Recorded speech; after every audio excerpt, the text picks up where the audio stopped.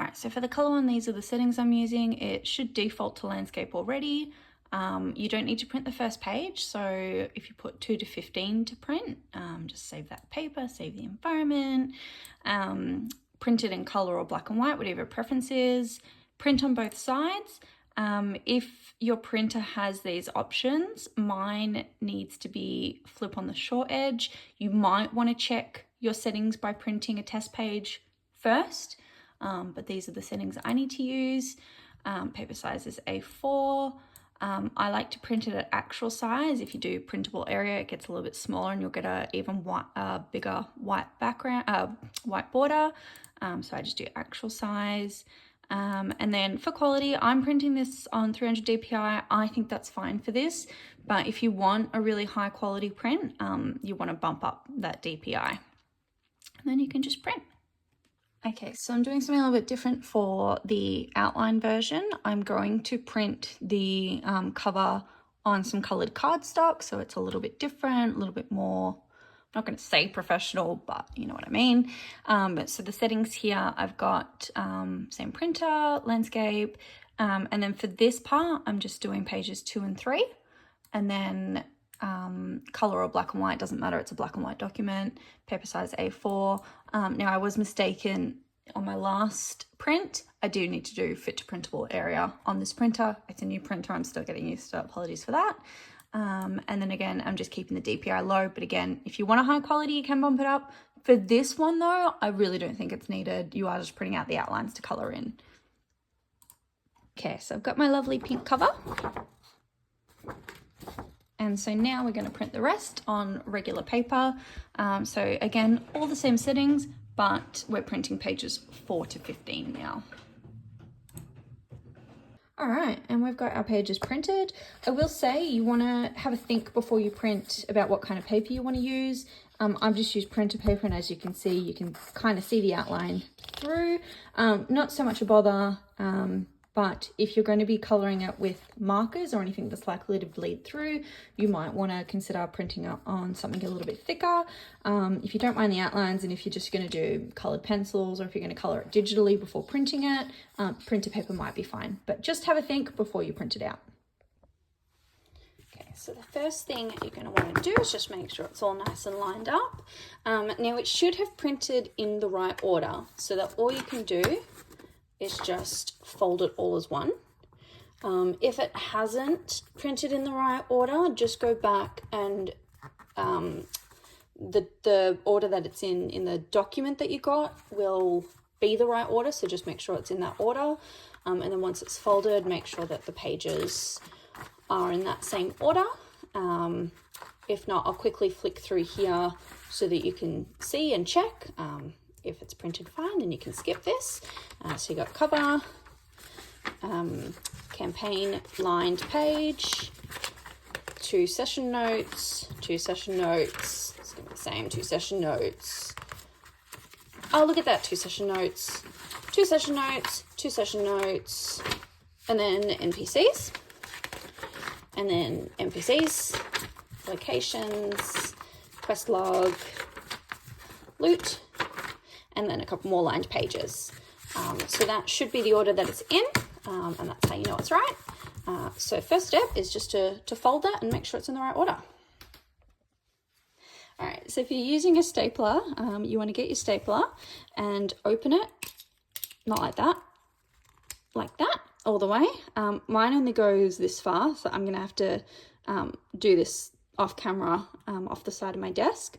But what you want to do is just have something underneath that can be stapled, so scrap paper or something, and you're going to line it up. I'm going to do 3 staples along the crease in the top, center, and bottom. You can measure it. I'm just going to eyeball it, but measure it if you want it perfect. And then you're just going to push down through your booklet and through whatever you've got behind with your stapler flat open. So I'm going to do that and BRB. Okay, so I've got my staples because I'm just using a really cheap little stapler that didn't go all the way through. So if that's the case, you can just push them down so that they go all the way through your pages. If you're using a better stapler than I am, oh, hang on, let me just fix that and come back to you. Okay, If you're using a better staple than I am, yours probably went all the way through, and your booklet currently looks like this with your staples poking through. So all you want to do, grab a pen or something else, and just use it to, I mean, you can use your finger, but be aware that, you know, you might poke yourself, which I may or may not have done off camera, and just fold those staples down. So it's easy. I'm probably not making it look that easy, but it is very, very easy. And then you've got your, oh, okay, I got the middle one a little bit crooked, but you get the idea. You can just finagle it a little bit. Oh my god, I got that so crooked. Okay, don't do that. Get it better than that, but the other two look alright. And when you open it up, you can see that it's all nice. And that's method one. Okay, so the other method we're going to do is just to stitch it. It's really easy. If you've got a sewing needle and thread, I would recommend doing it this way.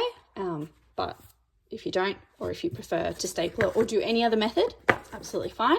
So once again, I've got my pages in the correct order, and they just get folded in half like that. So I've got my crease, then I open it up again, and again I'm just using my scrap paper, because what you then need to do, you need to get something sharp you can poke with. I've got this, I don't even know what it's called, an awl, I think, maybe, that I use for when I'm installing, what are they called? Snap clasps and things like that, other leather projects. So if you've got something like that, great. If not, I don't want to make any recommendations because I don't want you to choose something unsafe, but just something that you're not going to poke yourself with that can poke through paper. And again, you just want to go through the middle, top and bottom. And again, if you want to be precise, you can measure. You can also do more holes if you like. I would say 3 is probably the minimum recommended, but you can do more. You can do decorative stitching. You can kind of do whatever you want. Now, I'm just using my embroidery thread or my floss. I'm going to keep it at all 6 strands, and I'm going to cut a little bit longer than that. So I'm going to use 6 strands of embroidery floss. Don't come at me for the state of this. I do normally have them all nicely wound on bobbins, but this one's not. But use whatever you've got. If you've got wax thread, if you've just got some string, if you've got even some thin ribbon, you might like to use that. You might just need to make the holes a little bit bigger, but whatever you've got. So I'm just going to thread this, or cut this and thread this, and I'll be right back. All right, so I've wanted to give myself plenty of space to work. So I've measured about 4 times the height of the book. 1, 2, 3, 4, and thread that. And again, I'm using all 6 strands of my embroidery thread. I'm just using an embroidery needle, but again, whatever you've got is fine. And then what we're going to do is stitch this. Okay, now I know there are like professional ways to do this. I don't know those. There are lots of videos on YouTube and lots of really good videos, so go check those out as well if you want a little bit more of a professional example, but this is just the way I like to do it. So I go from the outside and I leave a couple of inches of a tail, just because I'm prone to accidentally pulling it through again. Stitch back through the top hole and pull that through. And then what I want to do, I'm just going to try and stop myself from accidentally pulling that through, and just until that's taut. And then I'm going to go back through this, and again I'm just going to try and hold on to that tail so it doesn't come through. And then I'm going to go through the bottom one, get that out of the way. The bottom one, back through the middle, and again keeping that tail out of the way. Great. Now I like to do this again. I just think it's a little bit more sturdy, but you could probably just leave it there. So top, back through the middle,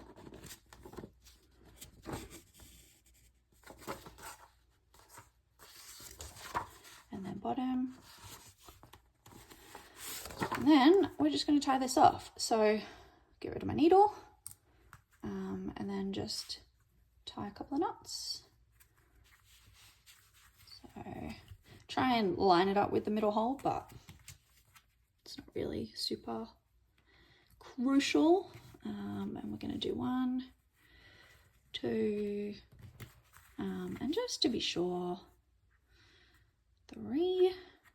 Don't want that coming undone. And then with my scissors, just snip off those ends.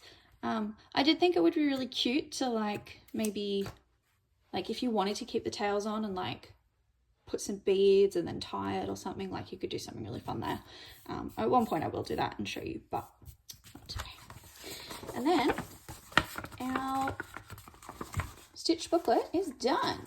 So again, you can see on the inside it's all nice. And then in the middle you've just got the thread, so you can use a white thread if you don't want that so obvious, or you can use coloured thread. And then that is just about, well, you can leave it there, or there is one more step you can do. All right, so I've got my 2 booklets, and as you can see from folding it, the middle pages will just often naturally stick out a little bit. So you can trim those down if you like. I'm not going to on this one because I don't think it sticks out enough to really bother me. But this one, I do want to trim off the white. So 2 ways you can do this. If you've got like one of those little guillotines, you can do that.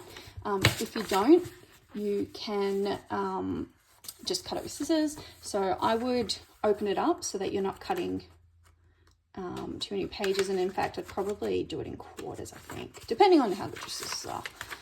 So let's do say 4 pages, and I'm just going to start, I'm going to cut from the point. I'm going to start with the very middle pages because they're the ones that will stick out the most.